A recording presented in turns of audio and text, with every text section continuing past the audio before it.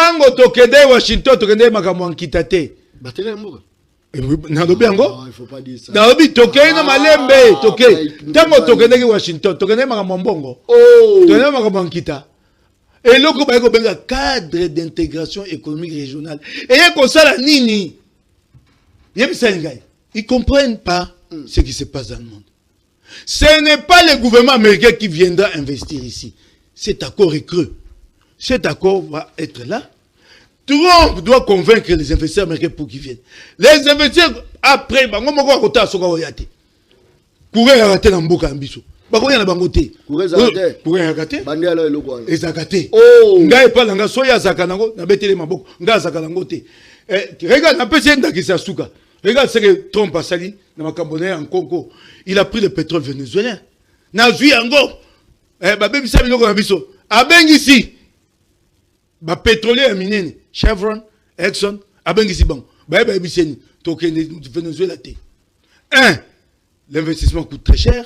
Il faut plus de 100 milliards de dollars pour réhabiliter les infrastructures pétrolières du Venezuela. 2. Le pétrole du Venezuela est lourd. Pour ils ont dit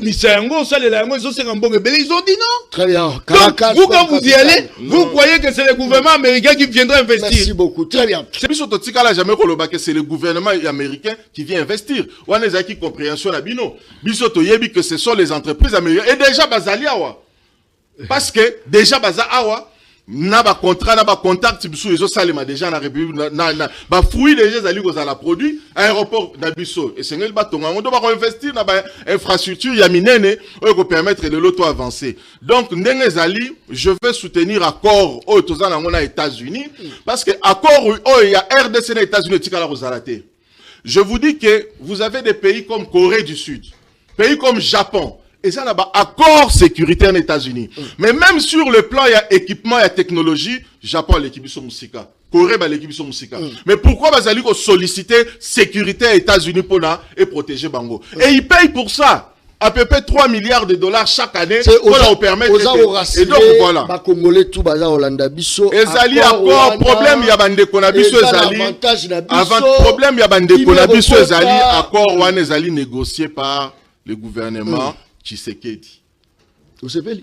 Elle ne sait pas Makasi. Oh, Makasi au Saranti. Première fois. Mayele au Atié. Pour n'en côté que la Congomane est le Pola. Oh, l'intelligence qu'il a mis à vendre aux Congolais un produit périmé. Ça c'est fort. Oh, ça c'est formidable. Oh, nous avons notre parc. Au lieu que les touristes débarquent à Goma, accèdent à notre parc. Vous voulez que les touristes débarquent à Kigali. Et vous expliquez sa montagne. Qu'est-ce que la montagne a à faire? Nous avons notre parc avec accès à partir de Goma. Mais pardon, non, s'il vous plaît, vous avez eu la parole. Non, c'est pas comme si la Pékissi et que tu reçois les touristes qui ne pas la biso te ba non. Mayelu a été poité que batolo ko pola. Oh. Mayele. Nous n'avons pas besoin du Rwanda dans ce secteur, pas aujourd'hui. Le Rwanda est en avance. Si nous nous associons au Rwanda, le Rwanda profitera. Parce qu'il est en avance. Il a des infrastructures touristiques. Nous, on n'en a pas. Donc, les gens vont débarquer à Kigali pour faire des allers-retours chez nous. C'est aussi simple que ça. Oui, mais non, mais hôtel, tout ça, on a Goma, on a Zali, na Gisenyi. Hôtel, il y a Kitoko, Zali, na Goma. Et donc, on peut la reloquer dans une infrastructure. Louange, il y a Rwanda, sur le plan hôtelier, tu ne vas pas comparer le Rwanda na Goma. Ah si. Sinon, je vous en prie, je vous en prie. Je peux prendre juste le téléphone ici, tomber Google. Je vous en prie. Vraiment, je vous en prie. Non, attendez. Les gens nous suivent, soyons sérieux. Ça, sont des faits. Ce n'est pas des opinions. Ils ont construit l'hôtel qu'ils ont construit en 2003, Paradise. Nous ne l'avons pas. Qui est à Gisenyi? On n'a pas cet hôtel de ce niveau-là. Le Paradise qui est à Gisenyi. On ne l'a pas, c'est en 2003. Et après, il y a eu d'autres hôtels. Moi, j'ai vécu au Rwanda pendant 2 ans. Je ne veux pas des choses que je connais. Non, c'est un pays comme un autre. Le Congo est libre d'aller partout. Ah oui, le Congolais est libre. Non, il ne faut pas dire. C'est comme ça que Bozo comme Mboka. Alors, nous n'avons pas besoin. Pourquoi il fallait le faire en temps de guerre? Expliquez-moi, comment on va négocier avec le Rwanda sur nos parcs en temps de guerre? Donc, ça dit, nous avons négocié une arme à la tempe. C'est ça? Attendez, tout ce temps-ci, il fallait négocier avec le roi. Il fallait attendre la guerre.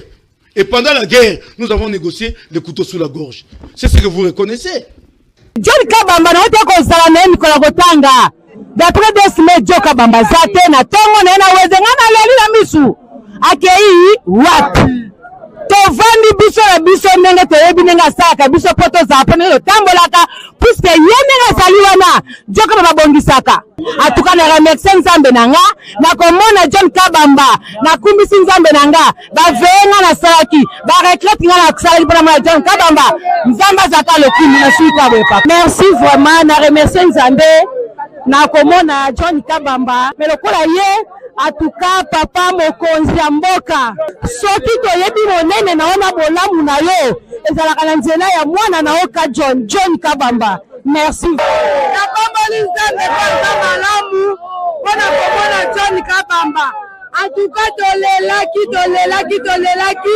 ntango journaliste akweyaki na terrain biso tolingaka bonane yango tofete na nzala po John azalaki te koliesoso te tolema tembele loko tomoni ye Nzamba kumba mpona bolamu na ye nasepeli naleli nasepa na John Kabamba ngana biya solo vraiment Nzambe tokangana biso nyonso na groupe na biso mpona kolela John Kabamba babandi kolela liaka te na sali tezu na yo susi esalaki ngai mpona John Kabamba koni eza te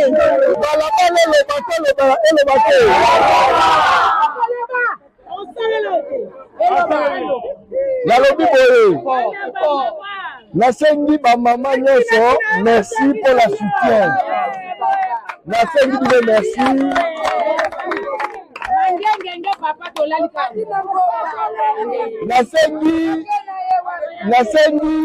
nasengi bayaya nyonso oyo basoutenir nga nasengi bino merci.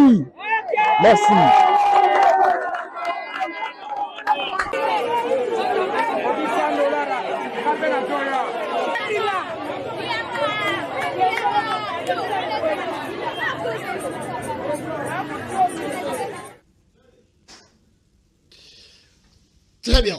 Mokolela mo nabino balandia une très grande mission na dimension ya continent d'Asie. Émission nangai, émission na yo, émission ya population congolaise en général. Boza Rolanda et Belé. Merci pour la confiance. Boza Ropesa na émission monene le peuple parle. Émission le peuple parle. Ça c'est très bien. Merci beaucoup. Merci. Merci Nabao ba soutenagi biso. Merci. Merci Nabandeko Belé. Nakopesa merci Nandeko Israël Mutombo. Na pesi yo mbote. Merci pour le soutien oyo o apportaki na la personne ya John Kabamba. Merci vraiment Nabandeko Ebele. Edimo na pesi yo merci Ebele. Na pesi merci na mwana Congo Peter Tiani, ba confrère. Merci beaucoup pour le soutien. Na pesi merci na ba ndeko pe Ebele. Na pesi na ndeko la biso Bazebele.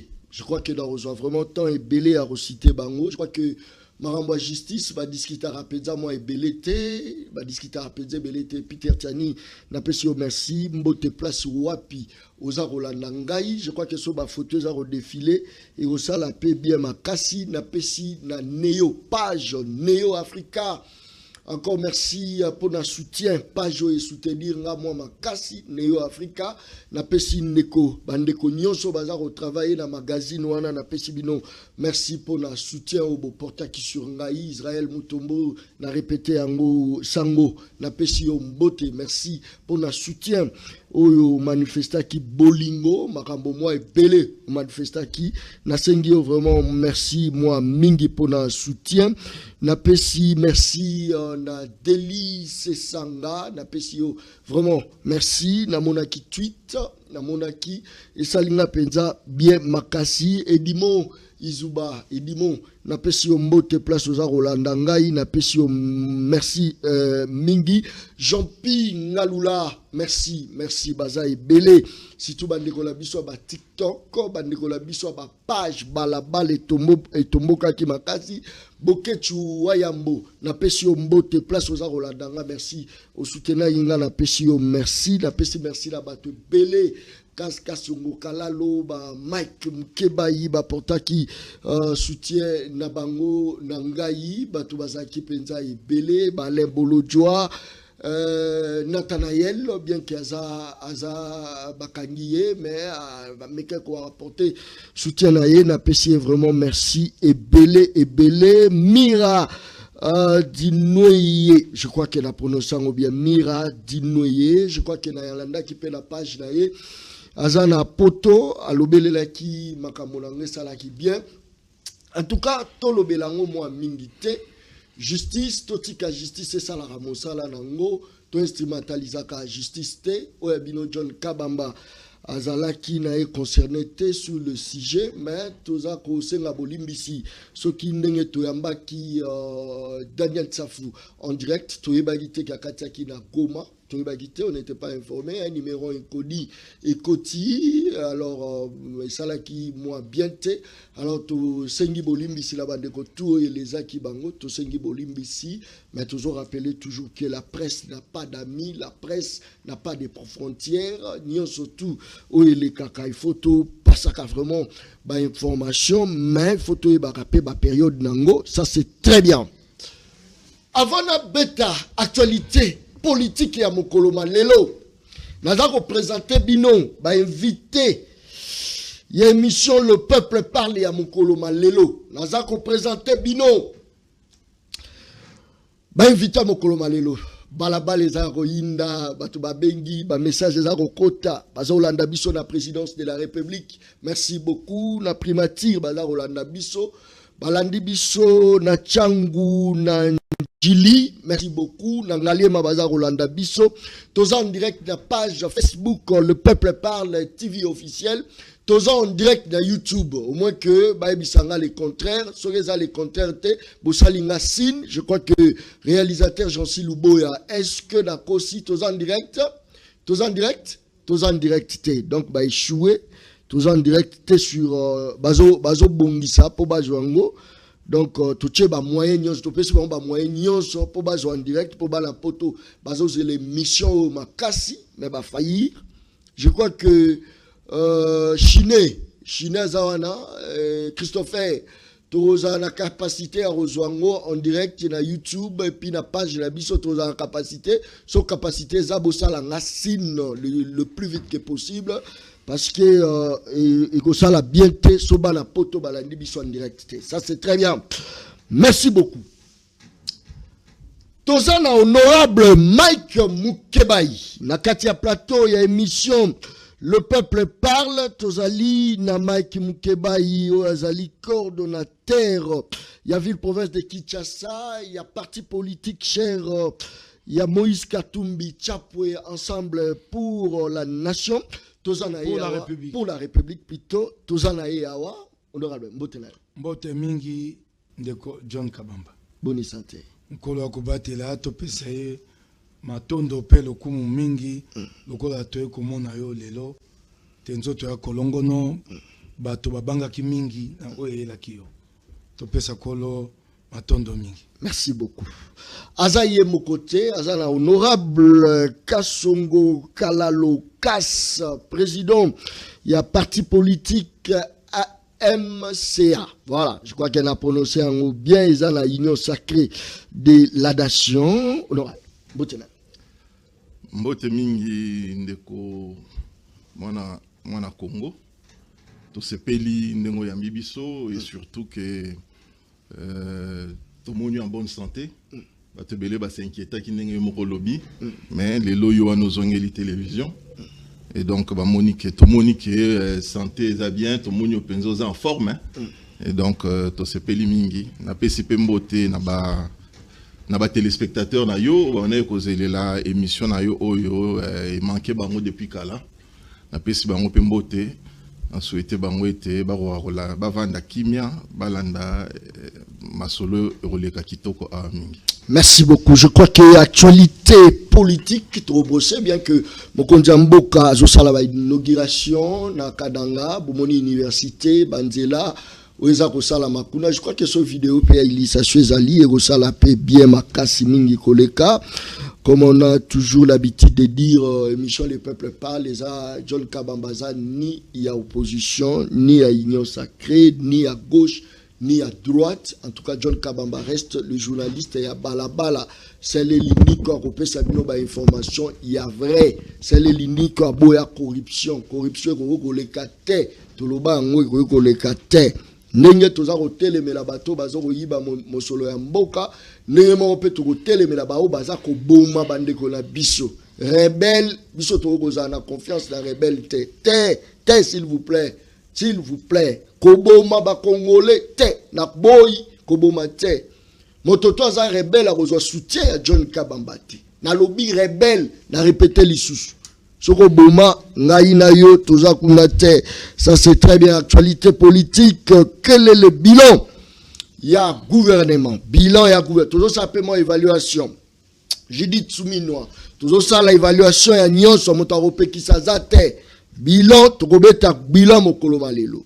Le gouverneur Daniel Bumba. Nazaro répété, le gouverneur Daniel Bumba mérite-t-il vraiment la ville-province de Kinshasa ou pas? Et ça, l'isolo tokomeka kobeta mokolo malelo nakati ya plateau, ya émission Le Peuple Parle. Question Moussoussou. Quelles sont les solutions pour mettre fin à la guerre à l'est de la République démocratique du Congo? Voilà boyoka ba sujet. Autorobeta ba question toro magnola mokolo malelo. Question Moussoussou. Quelles sont vos analyses? On a lobby bongo, tous en a des invités. Quelles sont vos analyses de l'accord de paix signé le 4 décembre 2025 à Washington entre la République démocratique du Congo et le Rwanda? Concernant l'Est du pays, je crois que les sont trop bêta. Est-ce que c'est important actuellement pour le dialogue? Est-ce que c'est important pour le dialogue? Rapidement. Honorable Makeba. John Nengana Banda, Tango du Maloba, Awa, Osengi Bolimbisi, Ndenge, Safaleka ki Nanzela ya etandoke na o. Na mopanzi sango senga bolimbisite na bato eleza ki ba non c'est normal bokondu ezo boma mosana bino bako pekisa te opesa sango ya AFC M23 bako pesa secrétaire c'est un droit à l'information okingai Félix atindaka bato no swana bato AFC M23 et c'est ba congolais ba congomani ba yeba bato AFC M23 bazolo banini.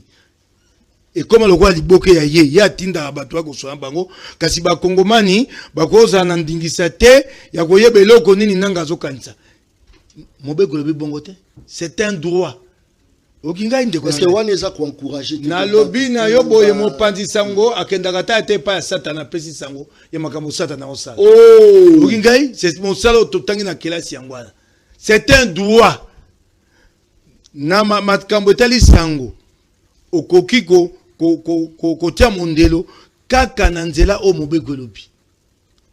Les libertés ne peuvent être restreintes que dans les limites prévues au terme de la Constitution. Point bas. Patrick Moya o sala bino wana a sala et a boma mibeko ba ko pekisa bino o sombo ke koyo lo baté nyanya pesendi ya komi mobeko Patrick Moya ko il est devenu la loi ba komi ngo papi ba koma ngo wapi botika makambo makaba ko sala eza makambo solo te bakukeba est-ce que ko condamner acte oyo bandeko bazakuna bala ko sala est-ce que ko condamner ngo na condamner tango bango bakei na Washington na lokaso ba chelinzaka ba condamner yango ngai ndena ya ko sepesa bango awa bakei tango ba chelinzaka basengai ba condamner yango bango lokasa l'accord condamne l'agression ngainde même na bango so lo bango ba kogi kuna te ba ya kolobisa ngai. Quand ils ont signé l'accord, on a fait mention de l'agression. Et le malembe. Tango ba uta ko tia linzaka na accord. Ba bete maboko te. Il y a condamnation de l'agression dans l'accord. Kako ya ngainde bango ba kolobisa ngai. Ba zonga Washington ba kendo commandant les kata na lokasa so ba yena ngondenga na condamné. Ils ont signé un accord où il n'est pas fait mention de la condamnation de l'agression. Pour se défouler, ngaïde na commis exitoire na bango. Hein? Oh bango bako sala te soni wana bazongi dans le cas ba kwa ko ba tete nous condamnons l'agression soni pour la cause ba kongo ba mukeba i condamné bozonga Washington boko no bandela le cas na bino. Oki makabana biso bosa musa na bino o mu ya osala ezali ko buka mibeko. Tango mampinga ya États-Unis bako bunda bitumbana Irak eloko ya monene o mopandi sango ya États-Unis américains je mega ko ça a kende ko interviewer Saddam Hussein. C'est ça les grandes interviews. Ozo gangai c'est un droit à l'information. Ils ont dit droit. So bazo pekisa bino bozo banga. Kasi boya ko senga bolimbicité po bo pesa mutu makasi. Non na bateau et les akiba. Tu ne peux pas léser. Tango sali makambo. Tango sali makambo anza mi beko ya pas léser. Tu n'as pas violé la loi. S'il vous plaît. Tu n'as pas violé la loi. Quand tu veux parler à un rebelle, tu n'as pas violé la loi. C'est un droit à l'information. Et comment mi wapite okoko pesa ye mamalobate. Quelle est la loi qui prévoit ça? Et ça wapi. Pour un état de droit, état de droit, c'est la primauté de la loi. Un état de droit, toko sabe o mibeko komi, ba komi mo bekoni. Et ma kanisa bato wana bokondi, lokwa bokondi, ba ba lingi bato lo bakate. Okingai? Siko toke na yo. Zela na réagir. Topé sa moi biscuit à chacun. Malamu. Rapidement mon la. En tout cas, merci na pesi mbote na ko débatteur na ngai et puis na féliciter na tomonaki nomination. Merci. Donc ça mérite que tu félicites. Mais quand sauter na eloko o lobby on a capté awa oyebi makambo sécurité en mboka basakala na ngote. Eza biloko moko sengi to lobakango et puis to za na sérénité tozo lobango. Parce que quand on parle de la sécurité nationale tout à la makambouté que nga la zamu to opposition nga la zamu to boye mais autant la bien-être il y a République démocratique du Congo na ya ba congolais ndeko John osololi na mutu oyo azana Goma olobiango bien oyeba kité appel manqué et tout ça ezaki appel inconnu ekoti est-ce que vous pensez vraiment que na circonstance wana yo oza en ligne ozoro solola na mutu yaza soit aza pemeni ya Corneille Nanga azobenga yo bozo solola à cause de la pemeni ya ba Sultan Makenga ba général bozo solola est-ce que au moni mabe était battu à service par exemple ba s'intéresser na ko approcher pour na poser quelques questions sur déroulement ya makamona lolenge kendaki et cause à la mabete service à cause à la yeba ndengo bana ko solola na fond nango est-ce que musumo ko bana ko loba pemeni ba yo ko situer place azalaki ba confirmer effectivement que azana Goma ba yo katata musumo ba intention moi ba intérêt moko cause à la et puis peut-être tous a besoin peut à identifier place effectivement sur le plan géographique parce que si ko to comme ba puissance ya makasi ya ba drone o to za ko frapper to za ko beta et ko za la paix possibilité pour avoir service base ou information panayo et donc je ne pense pas que tori comme nango mabe ou bien to kota nango na ndenge tozo kenango moi je considère sur le plan sécuritaire et que eloko ndenge wana ce que les kies à n'importe quel moka bazana ko bazana possible bazana posa bazana droit ya ko benga yo ko yoka po bakoka kotala soki bakoki ko en tirer et belé est-ce que mbala liboso solo na ekara yango wana tamsu solo la qui avant et que bo pesa la qui rendez-vous que bo ko benga na air ya émission tout ça il fallait c'est possible que service à s'intéresser à yo pour avoir un peu plus d'informations. Très bien. Je crois que Torozong est là sous sujet ou anate justice soreza osamsala lango ngala okota te na kati na ndenge moko boye na okota te mais le quoi toza déjà wana to meka kaka ko continuer papa ngo. Quelles sont vos analyses de l'accord de paix signé le 4 décembre 2025 à Washington entre la RDC et le Rwanda? Analyse là. Mais c'est vrai, tout le bel accord, il y a RDC na Rwanda, mais tout le bel paix, accord, il y a RDC na États-Unis. Parce que Zaki, la signature mi balé ou il est qui n'a pas eu de mon accord entre RDC na États-Unis et Zali, et na RDC na entre RDC na Rwanda. Et c'est un considéré que la République démocratique du Congo, place Tozaleli, Tozali entouré dans 9 pays, hein, Oyo, bazar pays limitrophes nabiso. Et que selon situation géographique au Nzambe, à Ponaki kopé sa République démocratique du Congo, a Pesibiso sorti nabiso na fleuve, na maï, poto kende ti na océan, à partir de fleuve nabiso zo ke kota Matadi. Matadi, banana, tobimi na océan.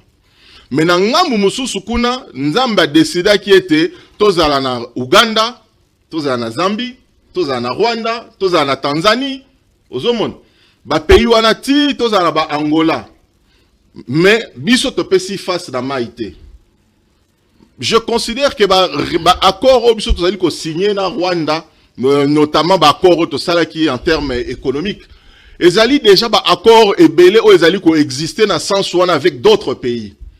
Vous imaginez que nous avons commencé à produire, ou bien, richesse ya République démocratique du Congo mingi na niveau ya okatanga na ba mine, ezali produit côté kuna, mais évacuation na yango, toza na nzela ya maïté, otori ko bimisa biloko. Donc la République démocratique du Congo a des accords avec la Zambie, avec Tanzanie, na ba pays misusu, de sorte que ba biloko na biso za bazako toza ko produire. Mais mituka tozako leka to katisa Zambie toke na Tanzanie na Dar es Salaam et Kotimai ekei tantôt eke na Afrique du Sud et Kotimai ekei. Et donc je considère que dans la même naba situation wana ndenge moko tori kolobate que puisque toza na Rwanda zawana tozali pe na babiloko o esengeli leke la rapport comme na ba partie à est côté tozana ngwe uti na ba Nairobi et comme et pas na biso izo leke la niveau ya Rwanda.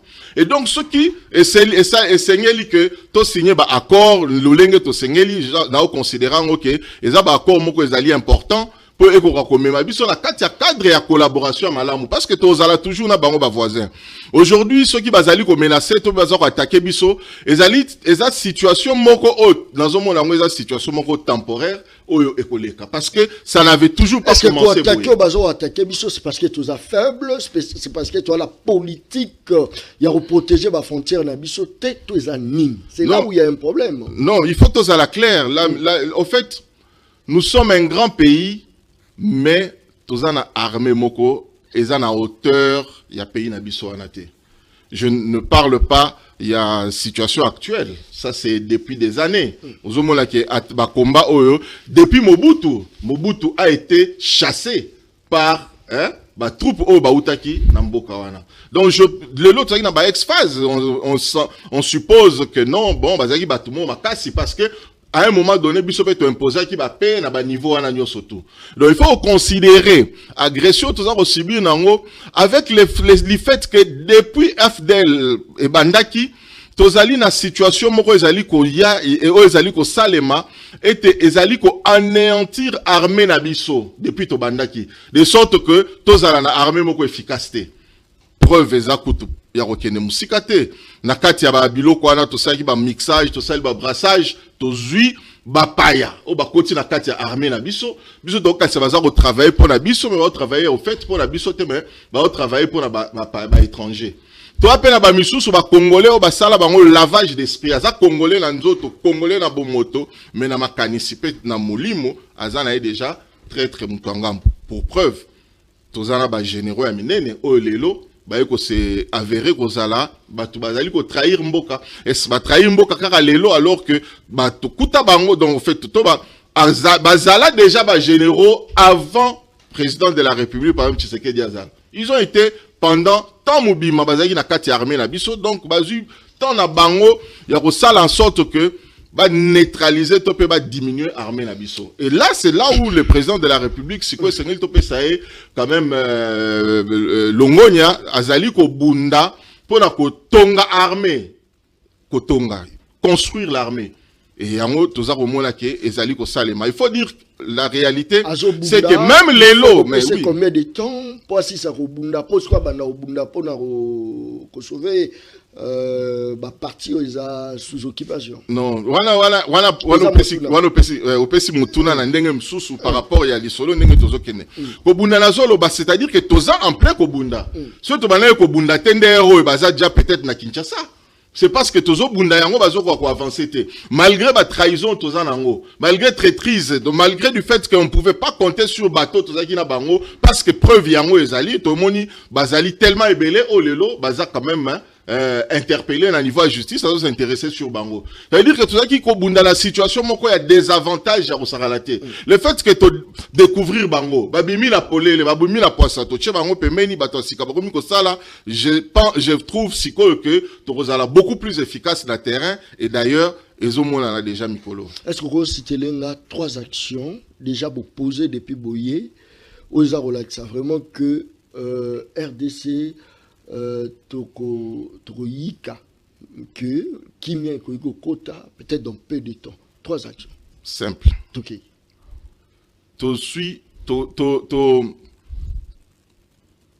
enrôler, to peut te recruter, bah unité à SICA.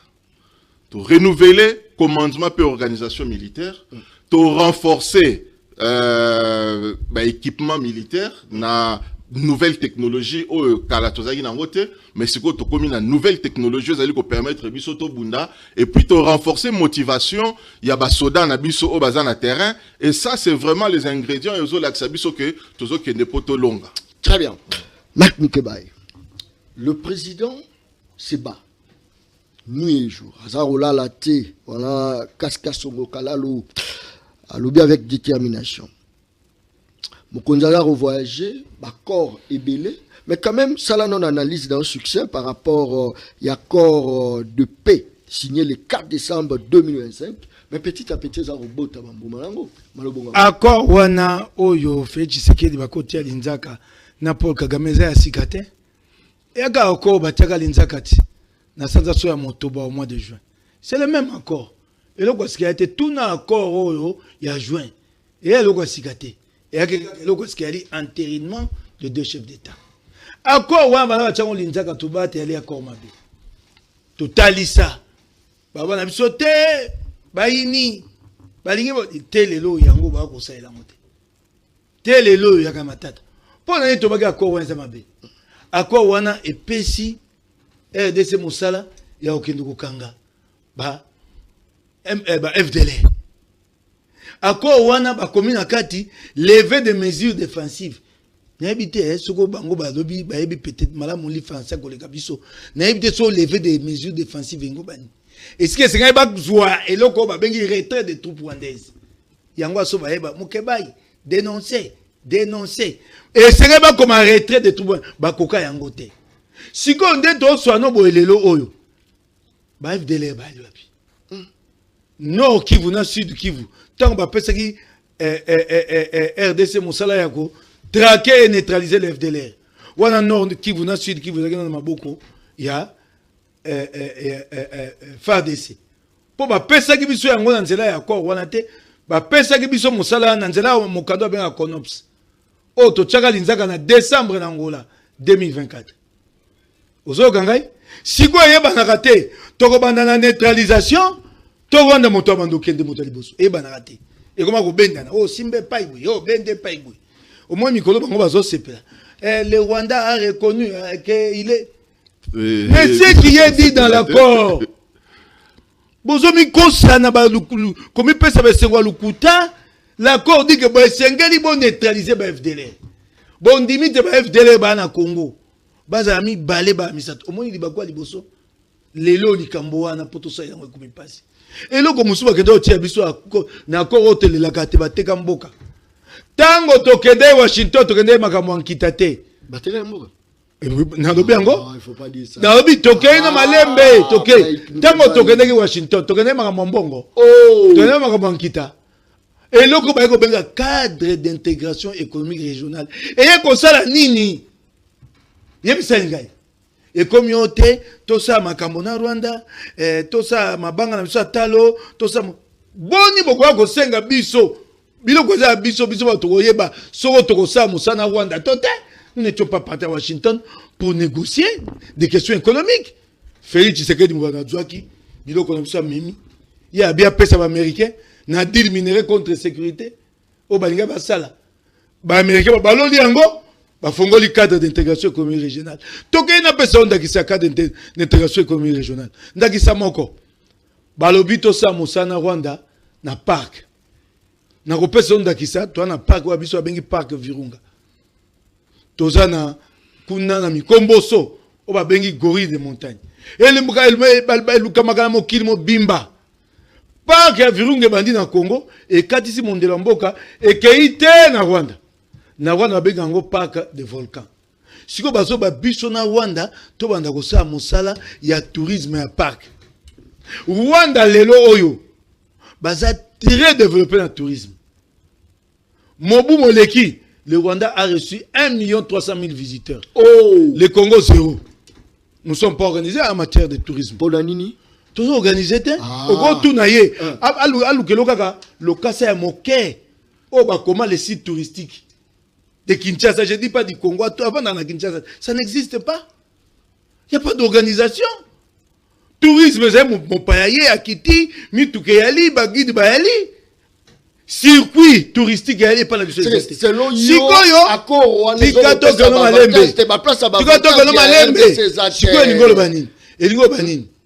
na tourisme ba touriste au bango kota Goma pour pas que ne pas que Virunga ba bando quitter na Rwanda. C'est ça la collaboration non? Ba quitter na Goma te.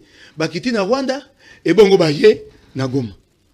Okingai le la Rwanda allait organiser na makama tourisme makasi. Soko touriste akiti na Rwanda a na $1000 a hébergement hôtel na restauration na Rwanda na Congo akoya beko sala aller retour. Donc si un touriste a prévu $1000 pour son séjour touristique à côté passer $800 na Rwanda biso Congo tozoka $200. C'est cela. Hein? Donc il vient à Gisenyi, avant à Gisenyi, à côté à Yataï Goé de montagne, à Taliban Mikomoso, à Zongi na Rwanda. Donc le touriste, le Rwanda va devenir la porte d'entrée pour le tourisme congolais. On a contraint des nuances. Tolongwawana, Tokema minéraux. Nos minéraux ont quoi à voir avec le Rwanda? Mabanga na biso atale yoko sa etos Rwanda memini na kati. Siko balingi nini ba investisseur américain bakoya bakiti na Rwanda basali ba intérêt na bango na Rwanda et bongo ba epa na biso kozo mabanga na biso atalo et ils disent même que mabanga atalo kolonge pa na biso ba kendeko lamba yango na Rwanda. Donc la valeur ajoutée oh biso toko sa na Congo peut sa misala et que na Rwanda. On est d'accord à moutin de nino. Tokende kuna pour un accord économique. Mon colonie, il fait ça que j'y vais pour un accord économique. Mais ce qui est quoi apporter les ce qui était à Loka. Siko yo et loko Rwanda yako lukala muyipi. Loko yaza makasi ko de kabiso arrête yoko pesa ngona moyi. Yango wana hein? C'est ça non? Donc nous avons cédé au chantage du Rwanda non? C'est ça non? Kolanda. Tokende kuna poto yo kala makamba kimia. Tokende kuna pour un accord économique té. Kimia betamide. Kimia ngole utile le nom zoamite. Yango tozo ndeko. Tozo attends, il y a un accord qui est signé, il n'est pas encore mis en œuvre. L'accord de Washington a un autre volet. L'accord de Washington, il y a un autre processus non? Doha. Doha c'est signé. Pour accord à Washington et ça mindelomi balé. Oh ezo senga bato baté manzaka les deux parties. Qui fait obligation aux deux parties de soutenir Doha. Doha na Washington disait que kangamate. Washington utaboti Doha. Doha lelo ya wapi. Doha est bloqué yebi yango. Doha est bloqué. Yango bazoloba ba uti ko so na Lomé, balobi reprise sans délai. Banda ba reprise sans délai, nous sommes au 10e jour aujourd'hui. Soko 9e. ti le loto kota ekozongate yo sko zo balangate accord ezokende liboso sikoyo namoni ye mo alobaki yango ye mo akimi yango ba yesu ne loka ba mo akimbambala ba ko benga accord de partenariat stratégique bolingi bio kimbambala boyoka na kimbambala mo comme dans EAC l'EAC va de baka bunagana do zéro la SADC mando offensif do zéro. Moi j'appelle ça le miroir aux alouettes, spécialité de Félix Tshisekedi. Baye sou ne loko moko nini susu d'éliminer contre sécurité 2-0. Et là ba benga d'éliminer contre sécurité. Nani oyo Donato ba baloli en commission Kimbambala a benga ngo accord de partenariat stratégique. D'abord ce n'est même pas encore une convention, un accord. C'est un mémorandum d'intention. Très bien. Ce qui a été signé au benga accord. C'est un cadre qui prévoit la collaboration future. Nous allons travailler dans tel secteur et dans telle condition. Merci beaucoup. Si on a moni bango zela sisa, pour y avoir le bagage en tiki kambango le bien côté. Na moni botindi parce que l'accord prévoit qu'au bout de 30 jours, ils doivent envoyer déjà les premiers projets à inclure dans cet accord. Na moni botindi ba projet. Mais les projets que vous avez envoyés, il y a des projets sur lesquels il y a des litiges, des contentieux. Projet Manon, lithium, il y a Manon. Et là, litige, makasi, alingé tabimisa l'enquête à Yamonina. Bah, mais ça, kuna nakati avec la société Cobol. Il y a un litige. Botini Sousou, le cuivre, le combat de Moutoshi. Cuivre, le combat de Moutoshi, et là, ma beaucoup à Chemaf. Société. Il y a des litiges dans Chemaf. Na moi, botini Germanium. Germanium, on va produire qui? Première cargaison, ça a été exporté l'année passée. Bah, t'es Unicor belge parce que belge baza en partenariat là j'ai gagné pour le traitement il y a germanium ce que bilo koni bo meba américain très bien tant ba ya botala wana mawamingi ce que na sukisa je chute attends c'est important ils comprennent pas ce qui se passe dans le monde. Ce n'est pas le gouvernement américain qui viendra investir ici. Cet accord est creux. Cet accord va être là. Trump doit convaincre les investisseurs américains pour qu'ils viennent. Les investisseurs, après, on va raconter à ce qu'on va y aller. Courir à rater dans le boca ambition. Courir à bangoté. Courir à rater. Et zakaté. Nga pas langa soya zakanango na betele maboko. Nga zakanangote. Regarde, un peu c'est ndakisa suka. Regarde ce que Trump a sali dans ma Camerounais en Congo. Il a pris le pétrole vénézuélien. Na zui ango. Babé bisa biloko na biso. Abengi ici. Ba pétrolier minene Chevron, Exxon, abengisi bango. Ba biseni token Venezuela té. 1. L'investissement coûte très cher, il faut plus de 100 milliards de dollars pour réhabiliter les infrastructures pétrolières du Venezuela. 2. Le pétrole du Venezuela est lourd. Pour ils ont dit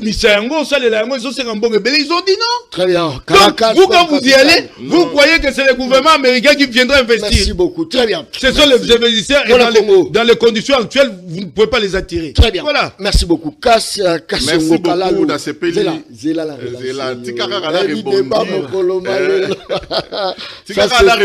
déjà dans Makambu. Oyo à lobby. Na OCPL ça yo ndeko Mike. Na OCPL so makasi. Parce que le fait qu'il y a Koloba, tozu gauche, tozu droite et tout ça, mais on a rencontré yo na makamunyo surtout oyo yo lobelia. Il a confirmé noir sur blanc que Félix a bomi mboka. Ne biloko. Bon na yo ki wana yondo ba kisi po na yo ki amona munoko na été. Te na yo ki amona munoko na été. Na yo ki amona munoko na été. Na okende po na oloba. To kende to za exemple concrètement. Et loko liboso na le sengeli ndeko na biso to yeba pe bato baza kolanda ba yeba. Et le fait que Rwanda lelo a reconnaître par exemple que Azali collaborer to pe ko azo collaborer na M23 et c'est sauté. Et pour la biso, eza eloro moroto lo bango le loté ou bien to apprendre en sikoté. Nous l'avons toujours dit depuis Kalader, président de la République à l'Obarango Mikolonioso, M23 égale Rwanda. Donc, batuna biso bazali neti, bakanga matoi, po exemple Tshisekedi ndazo loba, bakangi matoi baroyo kate. Si quoi va ça l'assemblant ba américain de balobi de community balongoli batoi parce qu'ambassadeur États-Unis balongoli biloko po ambassadeur à États-Unis à lobité batula biso na bakangi batoi banano bakangi batoi bande ko na biso oyo bazali en face na ngai oyo bazako wanga na makamunyo so président azali kosala. Na rokende na royeb sabino ke biso to yebi que Rwanda azali na sima ya M23 yemutu 1 à réfléchir sur création nango, à mettre en place, à mettre en œuvre, azali ko exécuter. To yebi ete nanga mutu asali yemutu azali ko pesa ba instruction sécuritaire militaire, yemutu azali ko pesa ba instruction politique. To yebi yango toyebi ete Rwanda azali ko attaquer République démocratique du Congo pour continuer ko yiba o azali ko yiba ba minerais pour na ko soutenir mboka na ye, ko soutenir pouvoir ya Kagame. Toyebi ete ofidna suka o yazali ko luka ezali ko zwa eteni ya monene ya mabele ya République démocratique du Congo. Biso toyebi na biso yango. Donc le fait que ba lobasiko e pour la biso e koki ko sala biso ni chaud ni froid parce que toyebi que ezala bongo. Endeko aloba makamnenga lobi pona accord auto signé na Rwanda bénéfice nyonso eza kokende na Rwanda te na ba chiffre nyonso avancé na koyiko yebisa bino ke ekoyiko zala lolengi wana tamukete et c'est neli tozonga na 1925 ba créé parc wana ba créé parc ya Virunga wana ba benga ngo parc Albert tozali pays moko RDC Rwanda Urundi ozomona yemoko a expliqué ngwa malamu abi ezali na kati wana ezali zamba pe ezali na ngomba papa kuna tuza na frontière à Maïté que non frontière à Mayo kati siawa bino bosuki kuna ba msusu basuki koto eza ngombe bandi na Congo e baluki eketi na ngambo ezaki ya Rwanda et donc toroyi koloba ete effectivement ezali et patrimoine moko toroyi ko utiliser ngo d'une manière commune pona nini place oyo yango ezaleli en tant que parc ozomona place parc ezaleli otali côté à République démocratique Congo na côté à Rwanda biso na bango tozali na ba accès o ezali ndenge moko te ozomona donc oroyi ko matela côté à Rwanda oza déjà na kati ya parc wana ti okobi la côté à République démocratique du Congo oza kaka na kati ya parc oyo kotaki biso lelo tobenga ngo Virunga bango ba benga ngo ya parc ya volcan et loko moko ba comment échanger. Ça n'empêche pas que bisoto collaborer ensemble na bango pour être par exemple revenu nyonso oyo bima na kati ya gestion commune ya parc wana to kabola na bango. C'est ça les partenariats. Ngana zoto na lo baté parce que tozali na période oyo mais tozali déjà na ba partenariat wana. Je vous donne l'exemple na énergie avec Ruzizi papa. Tozana ba enanini na tozana ba barrage hydroélectrique o ezali na RDC. Eza produit na République na RDC mai courant, mai ya Congo courant na RDC mais tozali ko produire yango pe tozali ko utiliser yango na 3 pays. Donc Rwanda na kati, Burundi azana Tanzanie bazana kati, bango nyonso baza ko bénéficier na parc na nini na elokwana. Mais tout tikala na République démocratique du Congo. To kene même na nini na Éthiopie na Renaissance. Barrage ya Renaissance ba utaki ko inaugurer et mabikole utaki ko ya mais barrage wana ezali na kati ya Éthiopie mais puisque basali yango na Nil wana ezali ko pesa na Égypte ezo pesa na Soudan bazali ko kabola courant wana bazali ko kabola ngo pona ko pesa pe ba pays misusu wana mais ça les mis la place moko donc c'est ngeli to comprendre le monde comment est-ce que ezali ko fonctionner poto tikala te na biloko lobio o biso moko o ainsi de suite to kende na likambo o etali ba minerais. Yo moni vraiment États-Unis abunda pona tia kimia na Congo ou bien pour abimaneti mo na bitinda ya Rwanda. Donc américain atika intérêt ya yemoko akende ko bunda nde pona intérêt ya Rwanda. Mais ça n'a absolument rien à voir. Na minute obiso tozangi na ba minerais wana to sala ngo combien d'années depuis Motilezali depuis Congo eza RDC ba minerais wana eza wana tozali na makoki financière makoki ya mayele pe ya technologie à exploiter en côté. C'est la même chose qui s'est fait dans les Katanga. Président na ya parti. Azaki gouverneur kuna na Katanga.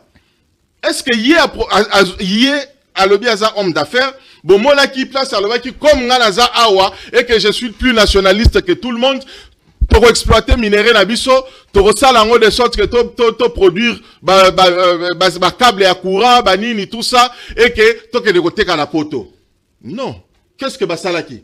Et ça, tozali ko vivre ezali bango basalaki. Ça veut dire que bazu entreprise chinoise. bazu ba entreprise étrangère bazo ya ko exploiter minerai na biso bazo kene lango po ba kene ko travailler yango to pe ko transformer yango na mboka na bango tozo créer ba richesse kuna mais siko soki to lobi lelo to sala ki basala ki bongo na Katanga ça a toujours été la même chose soko zu côté ya miba na ba diamant to bana ko produire et que l'inverse ba ke le côté kango place msusu o ba c'est lango ba biloko msusu to ko loba to ko n'importe quel exemple ozo mon et donc ceux qui sont américains bah yé ça quand rapport là bas américain ne biso siko to robo ya to lobité biso ndenge bilo bozo ya c'est que comme pillage bolingo ozo ba ressources est-ce que ba engager banani ba to ba retravailler na ba mine atakuna na Katanga ba travailler c'est des Congolais tozala ba tebele ba comment est-ce que tu lutter contre le chômage ceux qui t'ont encouragé création d'entreprise voilà comment tu recréer ba entreprise et surtout les lo bango ba memaki biso bango nyonso ba memaki biso na ba chinois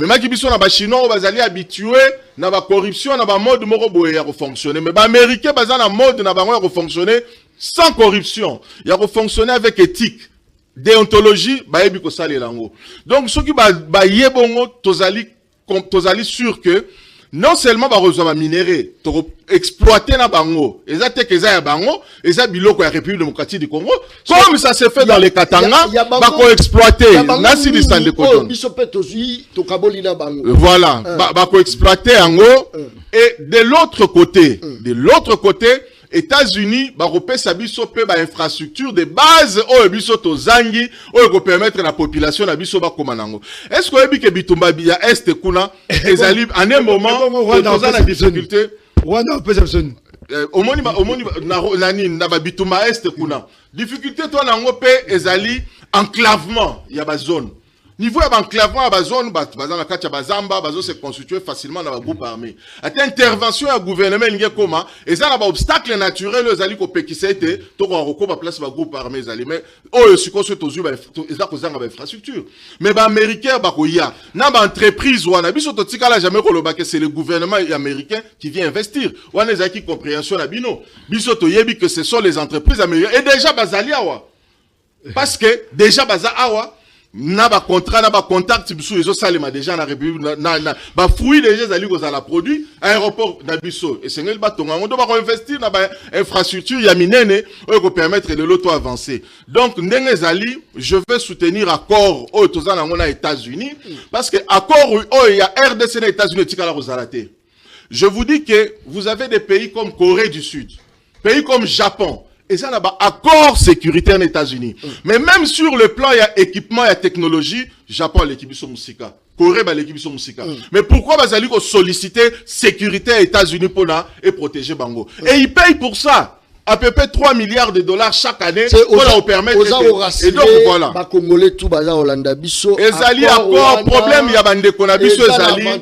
Avant problème, il y a bande konabiso ezali. Accord, ouane ezali négocié par le gouvernement. Tshisekedi. C'est tout ça le problème qui le mal ya. Ezali Carapace que ezali accord discuter na gouvernement Tshisekedi tori ko pesa Félix Tshisekedi toko pesa ye honneur te toko pesa merci te c'est pour ça bazali ko combattre na bango na mutema na bango non ba yebi bango moko na fond ya mutema na bango était avantage des alliés belé pour la République démocratique du Congo na niveau et accord au biso to ça les tika la rozalaté jamais la RDC signa ba accord wana et que ba accord wana les réservé toujours na ba pays misusu que biso to koti ba koki siko kondima ngo te po ezali président Tshisekedi on va faire ça merci parce que président Tshisekedi a kokende ndeko John a kokende.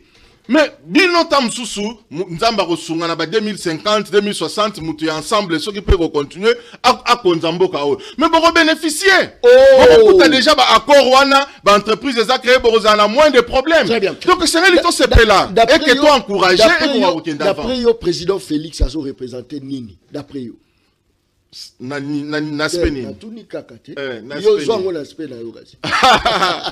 non pour les d'ailleurs que le banamini président Tshisekedi a représenté seul mutu o yazali ko lutter contre Rwandais au balingi balkanisation à République démocratique du Congo, Rwandais na sima na bango toyebi te bazana ba multinationales misusu au bazali ko bénéficier, mais surtout azali ko lutter contre ba complice na ba traître o ba bisu to na bango na Kinshasa awa ozomon o bazali ko linga te République démocratique du Congo et Kabwana, et donc président Tshisekedi a s'est levé net obstacle contre ba projet na ba plan na bango wana. Merci beaucoup, tous avez vraiment suivi. Na messenger toza na za kopesa te comment on a pas cité na za kopesa sokoza contre émission sokoza kidodi ala otala nga lobi John afingi te kidodi lingo ba boga, ça c'est très bien. Merci beaucoup. Na messenger toza déjà na 1300 messages au côté la messenger. Na message normal, tout ça, na 370 messages. Merci pour la confiance. Na WhatsApp, tout ça, na 700 messages quotidiens déjà la WhatsApp. Merci pour la confiance au besoin au PESA. Tout ça, on continue na autant appeler quelques messages de la bino population. Ça, c'est très bien. Mek Mkebaï. Oyebi, et l'eau qu'on a sepeli. Vous sepeli? Elle a sepeli Makasi. Oh. Makasi au Savanté. Première fois, on Maïe, Léo Atier. Pour nous côté que les Congolais ne l'ont pas. Oh, l'intelligence qu'il a mis à vendre aux Congolais un produit périmé. Ça c'est fort. Oh, ça c'est formidable. Oh, nous avons notre parc. Au lieu que les touristes débarquent à Goma, accèdent à notre parc. Vous voulez que les touristes débarquent à Kigali. Et vous expliquez sa montagne. Qu'est-ce que la montagne a à faire? Nous avons notre parc avec accès à partir de Goma. Mais pardon, non, s'il vous plaît, vous avez eu la parole. Non, pas comme si la Pekissi et que tu reçois les touristes qui ne pas la biso. Non. Mayelu a été poité comme Batolo Gopola. Oh, nous n'avons pas besoin du Rwanda dans ce secteur. Pas aujourd'hui. Le Rwanda est en avance. Si nous nous associons au Rwanda, le Rwanda profitera. Parce qu'il est en avance. Il a des infrastructures touristiques. Nous, on n'en a pas. Donc, les gens vont débarquer à Kigali pour faire des allers-retours chez nous. C'est aussi simple que ça. Oui, mais non, mais hôtel, tout ça, on a Goma, on a Zalité, ni na Gisenyi. Hôtel, il y a qui compte des Zali, na Goma. Et donc, on peut la reloquer dans une infrastructure. Louange, il y a le Rwanda, sur le plan hôtelier, tu ne vas pas comparer le Rwanda na Goma. Ah si. Sinon, je vous en prie, je vous en prie. Je peux prendre juste le téléphone ici, tu mets Google. Je vous en prie. Vraiment, je vous en prie. Non, attendez. Les gens nous suivent, soyons sérieux. Ça, sont des faits. Ce n'est pas des opinions. Ils ont construit l'hôtel qu'ils ont construit en 2003 par le Daesh. Nous ne l'avons pas. Qui a Gisenyi? On n'a pas cet hôtel de ce niveau-là. Le Paradise qui est à Gisenyi. On ne l'a pas, c'est en 2003. Et après, il y a eu d'autres hôtels. Moi, j'ai vécu au Rwanda pendant 2 ans. Je ne veux pas des choses que je connais. Non, c'est un pays comme un autre. Le Congo est libre d'aller partout. Ah oui, le Congolais est libre. Non, il ne faut pas dire. C'est comme ça que Bozo. Alors, nous n'avons pas besoin. Pourquoi il fallait le faire en temps de guerre? Expliquez-moi, comment on va négocier avec le Rwanda sur nos parcs en temps de guerre? Donc, ça dit, nous avons négocié une arme à la tempe. C'est ça? Attendez, tout ce temps-ci, Maïe les hommes, il fallait négocier avec le Rwanda. Il fallait attendre la guerre. Et pendant la guerre, nous avons négocié les couteaux sous la gorge. C'est ce que vous reconnaissez. Donc, nous avons négocié les couteaux sous la gorge. C'est cela. Le Rwanda nous a fait chanter. C'est ce que vous reconnaissez. Pour ce que le Rwanda est important, il fallait le faire en 2019, en 2020, en temps de paix. Pourquoi en temps de guerre? Yango dans le bibino bato bokei comme melo quoi. Est-ce que bon on a quitté na temps de paix aux Oloba président Bengaki président Rwanda solo lipona yango ngongana yo koba c'est quoi azoba qui sama kambu les investisseurs ils sont où les investisseurs oh qui sont ici attendez je vais vous dire une chose. Les investisseurs, mbongo na bango eswa ka bango na maboko. Mbongo wa sabango mukusa, baluka epa ya rotiango. Pour qu'un investisseur américain vienne ici, il n'a pas besoin de demander l'avis de Donald Trump. Soko mon eska mbongo ne ko futa akoya chango. Mabe ya mboka na biso, les conditions ne sont pas réunies. Oh, ya liboso ka c'est courant. Oh. Po esika motoko ya na Katanga. Pour fongola usine ya traitement ya boye loko boye. Courez zalité. Et le Goliboso Angola. Où tu causes au Congomani. Internet. Toi dans likambo. Tout ça n'a rien qui ça. Ola Mugabo na tanga ba compagnie ya télécom ça risque de passer comme la publicité. Ola Mugibo compagnie songo banda ton internet ou les gâtés. Les escroqueries. Nous n'avons même pas encore fini d'implémenter la fibre optique. Ils sont au pouvoir depuis 8 ans. Oh, la fibre optique, c'est essentiel pour ton internet. Pardon, mais pardon. Il avait la parole, non? Mais puisque on continue les conditions, et ça, c'est investisseurs, parce que vous mentez aux Congolais. L'investisseur ne vient pas comme ça. L'investisseur apprécie. Ce que ça m'a monté, c'est pas l'argent du gouvernement américain, c'est pas l'argent de Donald Trump. Autour de investisseur à Talaka. Assurance na Congo, une entreprise qui va s'installer au Sénégal, assurance au Congo est élevée. Pays à risque. C'est tout à fait normal. Ah non, c'est pas normal. Les mais pays, c'est normal. Les pays mal cotés, c'est une mauvaise image. Nous sommes cotés pays à haut risque. Instabilité politique, des guerres. Si nous avons des problèmes, les investisseurs sont là. Nous avons, vous ne dites même pas aux Congolais, sous Kabila. Parce que vous pensez,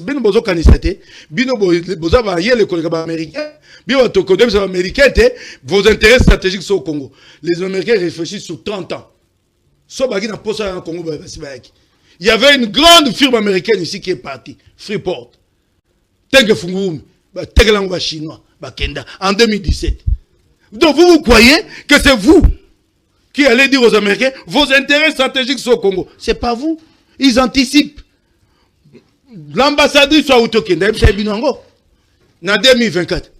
Abi, bato bakwa na mboka na binoté parce que les conditions ne sont pas réunies. Et là, les bosseurs sont mamboko pour investir bayate moyibi corruption. Oyebi yango ko wanga na yango wa tant to bimana yo moko ozonganda ko nobité bo konzamino moyibi makasi. Moyibi. Corruption moyibi. Moyibi ezalo ndenge ni expliquer. Moyibi. Ah, maduke bayi.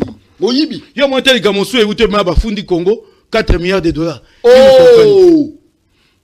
Bafundi Congo. Et quand tu vois cette affaire-là avec l'entreprise paye service, tu vois que c'est un conseiller du président qui a reçu le patron de cette entreprise-là à l'ambassade congolaise à Washington. Conseiller du président. Mon salaire, il y a beaucoup d'investisseurs qui signé des contrats. Voilà ce que tu ce pays. Conseiller du président. J'ai vu le nom là, il est repris là dans l'acte d'accusation là. Conseiller du président. Ah ouais. Et là, président de la République, gouvernement, ce sont les conseillers du président qui sont dans les contrats. Voilà, c'est là. Et bon,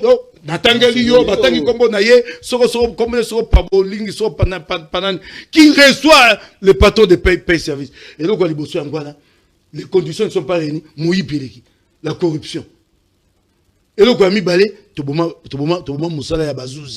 n'y a pas de justice. Il y a beaucoup de conflits ici. Hein. Le lithium de Manonou. Il y a un conflit. La République démocratique du Congo. Azan part Nakati, Atekeli ba Chinois, Chinois comment soit nana ba Australien, AZ20 soit AZ20. Le conflit à l'international. Voilà le Congo. Ah ouais, au moins mon Konzamboka Kendaki ti pas ikuna mboka musika soit Azerbaïdjan, soit Kazakhstan. Mina ba Kazakhstan ba suspenda. Bato ba comment ko ko yiba biloko ko dakati. So otangi ndeko songolo ndeko nani ba comment ko exploiter mina bato ba kaza ya ba kazak. Yango ba bité ba investisseur ba ko yate bozoko se ba congomani. Créer les conditions. Déjà à Kinshasa nous ne savons pas rouler, circuler et à l'intérieur mon frère. Oh. Ça la manière tout na yo obima ke pa no poko ma oyenzela nini. C'est que yo moko na ko kelo mati. À Kinshasa capitale, vous avez passé le premier mandat avec un programme. Yoga programme à Félix, il y a un premier mandat. Tiganzela qui ça se couvre. Si le deuxième mandat, Bambanzela. Oh. Donc on fait un mandat, on laisse les routes se détruire. Et le deuxième mandat, on commence à colmater, à boucher. On travaille comme 73 millions de dollars décaissés avec Alexis Guissard pour la réhabilitation des routes. Et Kenda Wapi. Et Kenda Wapi, Koko Yebi, c'est pas Congomani. Est-ce que yozo oza la Kinshasa awa netinga ndengolo est-ce que yo omoni banzela te omoni nzela moko te la Kinshasa oza liko tongama ya ko bambate na lobi ya kotonga omoni te ndeko babino boye est-ce que ça m'a fait reconnaître que Roka des autres eza ko salema eza malamu est-ce que ça m'a bé et pas yo pinzela eza la quitter est-ce que ça m'a fait reconnaître et rosala yo ni bongola yo honorable Mike Mukebai et loko moko te oh mais au débord déjà mingi tika siko to te batonga na rokade okomona telo ko bo sabo yebiti na ngote batonga mboka so okutelo ko basi batongi obatelo bakisi nazo yebate so bino boandeni botiki banzanyo te tika lo baki vous avez laissé les routes et l'argent a été décaissé 73 millions Gisao qui programme appelé Kinshasa 0 trou mais les routes toutes détruites. Et vous êtes fiers là de dire Bazotonga. C'est comme je vais vous répondre à Rokad. Rapidement. Vous savez? Non, parce que vous savez. Vous savez?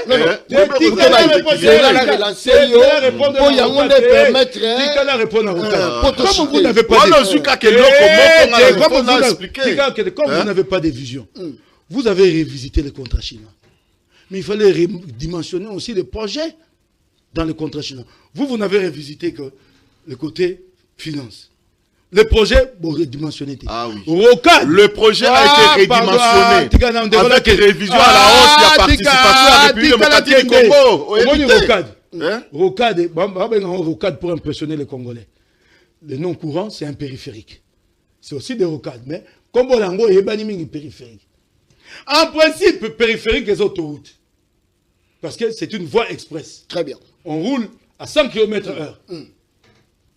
Congo et Ambokamuni. Kinshasa a 10 000 km carrés. Paris, je pense 2000 ou moins de 2000 km carrés. Biso autoroute na biso na Kinshasa. Il s'engage à 4 x 2.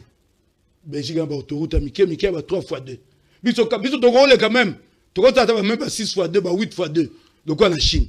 Si on a autoroute, au lieu de redimensionner les projets, pour botter na dimension future. Il y a 2050-2080, vous êtes en train de construire un périphérique, une autoroute à 2 x 2. Vous aurez dû construire déjà 4 x 2. Si vous avez après 5 ans, 10 ans, pourquoi n'avoir pas directement négocié avec les Chinois pour redimensionner les projets et les mettre à 4 x 2? Vous n'avez pas de vision. Non, ça c'est un problème de choix. Ce n'est pas le choix. C'est une nécessité. Non, c'est une nécessité. C'est pas un choix. Non, il y a un problème, il y a un choix. Donc, on peut juger Bisso sur l'opportunité. Vous faites un mauvais choix. Là, c'est Nzela à la quitter. Bisso de choisir était. C'est pas vous qui avez amené ces projets. C'est le projet de Kabila. Zela Moukié. C'est pas vous. Zela Moukié. Et ça projet au héros Kolobate. Et ça projet au Tokouti. Tu renégocier awa bisonyo sotoyebi, tu renégocier awa Nzela, tu renégocier Mbongo, tu récupérer 7 milliards et tu vas utiliser en na ba construction ya Banzela. Et ça livre vraiment esprit na ebité ndenge na koyi kolobango okende koboya yoza la Kinshasa zali pe député à Kinshasa. Oyebi ke soko koti na ngiringiri banzela zali ko tonga ma chantier partout. Au koti na commune à Kinshasa chantier partout. Kitambo chantier partout. Place ni li chantier zate. Je pense même que liboso lupangu na eza chantier balaba les a kotonga. Siko ndenge lilo zali ko wanga na nyoso. Kende na Kisangani. Na utaki na Kisangani. Je ne parle pas que de Kinshasa. Vous avez été député national. Na uti na Kisangani. Attendez. Tikala nuyo lobaki na. Vous avez été député national. Na Kisangani. Tala na Kisangani. Vous avez fait des Tala na Kisangani. Mais les 73 millions d'Alexis Gisao. Tala na numakambozo kende nango. Moi na Kisangani. Les 73 millions. Banzela nyoso ko John. Bandeko na biso na baola na biso na Kisangani. Bazali kotonga babalabala partout. Na mbujima ikutu kolobate. Zwa sikoyo banzela minene oyo ezali komema sikoyo na ba place oyo esengeli to kende neti ba kalamba mbuji banzela ya kokena monedi. Les choses sont en train de se faire. Non, wana kutu kolobate. Wana za champion ya makambo etali ba université. Mais na lingi na loba parce que na silisa. Elle a soulevé babilo rebelle oyo esengeli quand même pour les 73 millions. Qu'est-ce que vous en avez fait? De dollars. Alors, ça, vous ne répondez pas. Évoquer la bilo rebelle. Les 73 millions, s'il vous plaît. Président de la République, Assali Makambu, rebelle. Côté Banzela, au monde de Banzela, Zali Kotongama. Merci beaucoup. Donc, au lobby est le intéressant. Et l'autre est intéressé, ils allaient le robusopé. même si tu as la carte à Union Sacrée, tu as dit que la carte. Ça, c'est le président de la République qui permet ça. Et que, les alliés étaient lutte contre corruption, détournement, on est allé cheval de bataille à Bisso. Donc, au Bundango, la carte pour te yébike, les alliés bâtards, non seulement à Siko, les bâtards au Tokutaki, au Seigneur, éradiquer. Nous sommes en train de les éradiquer. Il y a un na niveau où tu as dit qu'on éradiquer en haut, tu as un budget, il y a 4 milliards. Comme il a budget les lots, je parle des budgets, des recettes réalisées, comme il a 12 millions. Merci. Et là, qui signe? Et là, qui signe que 4 millions de valeurs qui est dans le trésor public, 8 milliards, 4 milliards dans le trésor, 8 milliards de valeurs qui est dans la poche Shabbat. Mais les lots, avec Moussa, l'inspection générale des finances, et Sali, avec c'est la REF, n'a pas mécanisme, et son président, et Sali était bon, et côté dans le trésor. Et donc, voilà, et Sali avantage, il y a mon pour la mission.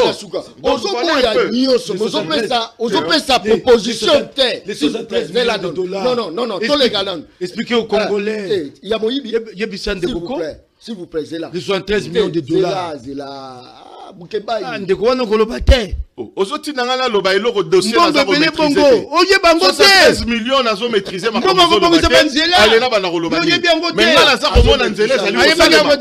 là, la meilleure solution en 1 minute pour Kinya et Kota n'a étendu la République démocratique du Congo. 1 minute seulement. Tous les gens ont soutenu, communauté internationale au Bakiango, il n'y a pas de solution militaire au conflit. La communauté internationale l'a dit. La communauté africaine, Bango peut balobi moko, mando kité pour babiso moko longi, on ne s'attaquera pas aux véritables causes de la crise. Yango balingi, montre moto moko longate, to va na mesa, nzele ya dialogue, yango tozo zela, to ebite bato bazo bendana. O bako to suka kaka to ko suka en dialogue nzela ya mibalete très bien na sepeli makasi oyebi ke bato belé baki maranga na plateau mais on a sepeli quand même na courage na yo na ndenge ozali ko aborder ba makamunyo so ndenge tozo kenango mais na luka soki possible ndeko jona sunga ngai ebisa ngai lolenge nini dialogue ko silisa bitumba lelo bato baza ko bundisa biso kuna ba Rwandais biso toke na bino dialogue ya biso toke na dialogue entre ba Congolais ndengo zoloba mais koto ba Rwandais bazali bangonde bazali ba instigateur ya bitumba donc biso ba Congolais lo to vandi to yokani esili après kuna mamoro Rwanda lobi bon ngala tiki bitumba c'est comme si Rwanda bandaki ko bundande po ete biso to sala accord na lingi na loba boy bande ko na biso place oyo bazali ko sala erreur ezali moko vous avez signé un accord avec le erreur moko ezali nini o bande ko na biso bazo sala est-ce que vous imaginez de ko na biso John Lelo bazali ko senga biso toke na dialogue moko inclusif. Président de la République auti ko banda mandat na 2024 azali ko kenaza en plein exercice ya mandat na ye. Est-ce que soki bitumba oyo ba rebelle ba poussa la ndenge ba poussanité ba koma ndenge ba keyiwa est-ce que bango banga ba senga dialogue bazali ko senga dialogue pour la nini parce que pour la bango et sengeli ba kota na kati ya COP eza makambo ya COP ba kota na kati ya COP ba na kati ya COP te ezoleka bango donc idée na bango ezali bazali ko fula mupepe pa Corneille Nanga ko fula mupepe na Rwanda po te bango ba continuer so bango ba sengi dialogue tu sais que dia boyi bango ba kekuna mais neni bozo sala eloko po continuer po poussa na poto cha impression donc bango bazali bango nyoso bazali ko travailler pour na Rwanda bazali ba collaborateur bazali ko travailler pour na Rwanda bango bazali ko sala que Rwanda bitumbe continuer po bazwa dialogue o ko permettre bango bazwa poste mais boza na soko sa rozwa poste boza la élection roya mais alors donc voilà un peu. Il dit pas quelle est la solution. C'est la guerre. Vous allez la gagner. Solution Zali Moko. Merci beaucoup. Nous sommes en train de nous battre militairement. Nous allons se battre diplomatiquement pour gagner ce qu'on y a quitté que Bazaki na ouvira. Bitumani ni to utiliser pour tout le ballon na ouvira. Kaka na sinalobaka émission ngeza baleine lokwa bien et oumela kata mokete. Ba message côté belé mais mokolo eza koya tokutanga ba message je crois que tozongeli déjà mosala. Ndenge toza ko telemela ba yoyo ba koyiba mosolo ya mboka ndenge pe toza ko telemela bato bazo ko boma ba Congolais ba rebelle. Toza ko telemela bango makasi toza ko telemela. Bandeko ngai merci pour le soutien. Yabino Nyonso, bo soutenir qui émission Le Peuple Parle. John Kabamba est de retour. Bon s'abonner à la chaîne YouTube Le Peuple Parle, la TV officielle. Tous à la ni à opposition ni à majorité. Place Moussa les Arosala ma bien Tola Kisaka. Tola Kisaka service national. Oezoro Kambama la lieutenant général Kasongo Kabwik. O Mukonjambo Kacha Achama Boko. Bumona Randengeni Tola Kisaka Moussala. Tola Kisaka paix à des fois bonne foi. La première dame, Maman Denise Nyakero, Nengenini, Fondation Nae, ils ont soutenir, Bana pour la relaxa bango, Nzela ya ma bebotika, Bokene na Nzela ya ma lamo, Oezali, éducation, formation, ba bourse ezako salama. Je crois que côté kuna, mais place à ma bébé to laxara, moyibi to za olobela. Soje lo réseau tambola te to lobela. Tala zo tala nga lobi na bandi lisusu. Émission Sili Kidodi. Peuple, Daron Bako, tu parles ma au commis petit peuple. Tiens, Bapé Samuel Loso avec caméra. Papa Kisimungo avec caméra. Tiens, c'est ça la cadien. Daron Bapé sa famille na bango. Et c'est Bachaka caméra. Fini. Distraction. Azalaka Kuluna Lelo Akoma Bâtisseur. Aboya distraction. Asali Bilanga, Asali Baban, Johnny Kabamba.